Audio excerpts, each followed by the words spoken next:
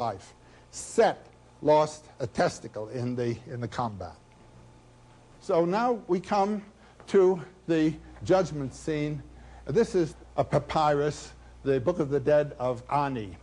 Here is Osiris seated by the waters of eternal life on the throne of the judge of the dead. Behind him are his two queens, Isis and Nephthys. He has the symbolic shepherd's crook and winnowing whip that winnows wheat, separating the chaff from the seed. Here is the eye of Horus by which he has been resurrected. Growing from the waters of eternal life is the lotus of the world, and these are the four sons of Horus who represent the 4 points of the compass of the universe. Now, when a person dies, he becomes identified with Osiris. This is a very important thing. The dead person is called Osiris, Osiris Jones, let's say.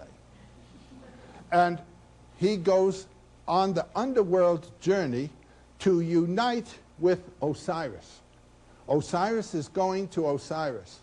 I and the Father are one, that motif. On the way, he eats back all the gods. This means the gods are understood to be projections of the energies of ourselves. Consuming the gods, in some cases it's represented actually as cannibalism. In other texts he simply says, my head is the head of Anubis, my shoulders the shoulders of Set, or something like this. Every organ of my body is the organ of some god, and nobody will take my heart from me in the underworld. And then what you get some sense of the dangers of the underworld. Get you back, you crocodile of the north. Get you back, you crocodile of the south. Then he comes to the great moment of the opening of the mouth in the underworld. I am yesterday, today, and tomorrow. I have the power to be born a second time. I am that source from which the gods arise.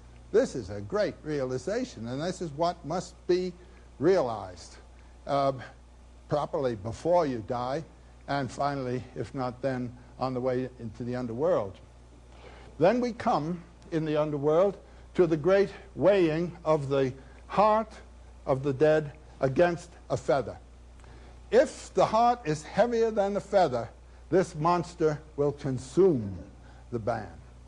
If the feather is heavier than the heart, or of the same balance, then the person is eligible for spiritual life.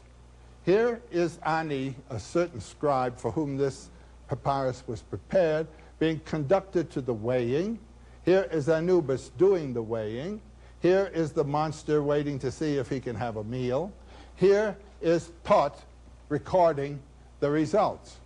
And then, under the charge of Horus, Ani is led to the very throne of Osiris. This is the Book of the Dead, and the mythology is explicit. As I mentioned in an earlier program, the spiritual tradition of the West, our spiritual tradition, is primarily Judeo-Christian, which seems far removed from Osiris in the Egyptian Book of the Dead. But it is to Egypt, in fact, that Joe turns to find our Judeo-Christian roots. It was out of Egypt that Moses led the chosen people. In this final portion of the program, Joe discusses the Exodus and the Jews. What fundamental principle in the Jewish story accounts for its vitality?